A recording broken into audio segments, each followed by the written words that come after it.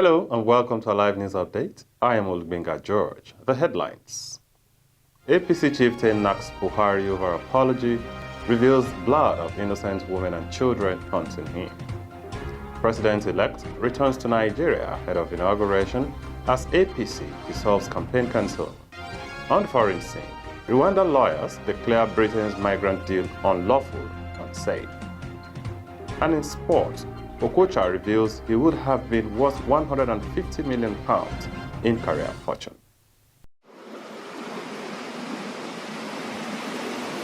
This is Alive TV. Now the news in detail.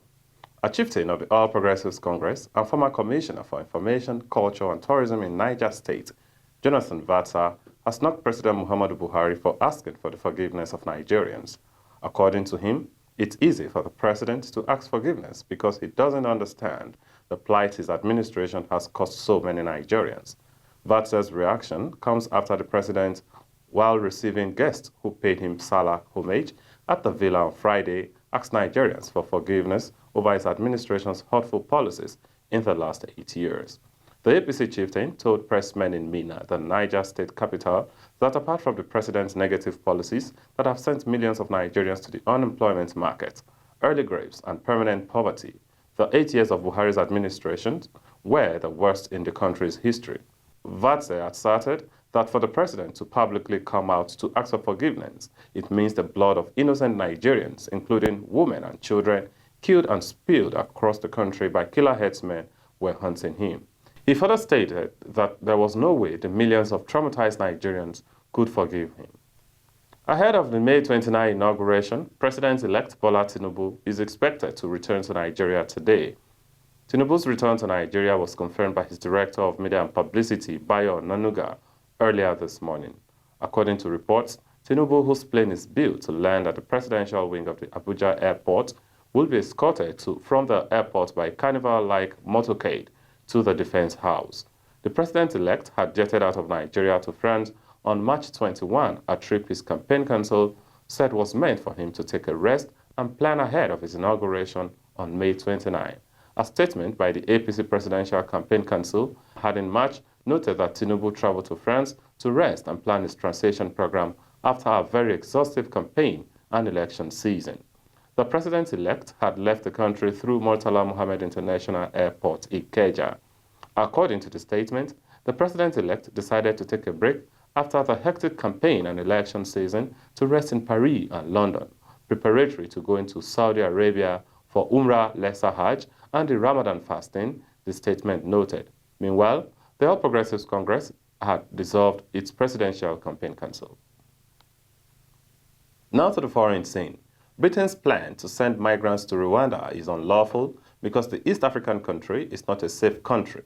Lawyers for a group of asylum seekers told the Court of Appeal in London on Monday. Prime Minister Rishi Sunak's government wants to send thousands of migrants more than 4,000 miles, that is 6,400 kilometers away, to Rwanda as part of a £140 million, that is $174 million deal agreed last year.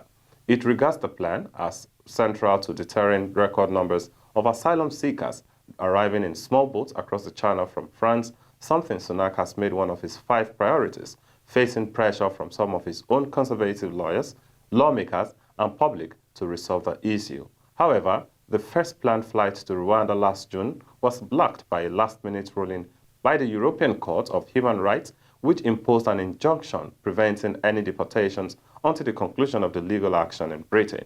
In December, the High Court in London ruled the policy was lawful, but that decision is being challenged by asylum seekers from countries including Syria, Sudan, Iraq, Iran, and Vietnam, along with some human rights organizations. Their lawyers say the government's argument that Rwanda is a safe third country is flawed. And now to sport. Retired football player Austin J.J. Okocha has claimed that he would have been worth £150 million in the transfer market if he was playing in this generation. Okocha moved from Eintracht Frankfurt to Fenerbahce in 1996 for a transfer fee reportedly worth £1 million after the German side was relegated from the Bundesliga. The Nigerian iconic midfielder performed admirably for the Turkish team for 2 years before he left as a club legend. French Ligue 1 giants Paris Saint-Germain bought him from the Turkish side for a record-breaking £14 million after his mind-blowing performance at the 1998 FIFA World Cup. Okocha claimed in an interview with Hurriyet that his transfer fee would have been around £150 million based on the current transfer market, which saw Chelsea pay a whopping £106 million for Argentine midfielder Enzo Fernandez. The 49-year-old believed that with his level of skillfulness and how he used to provide assist for attackers, he would have been worth much more than that in this generation. And that's all on News Update. Thanks for joining.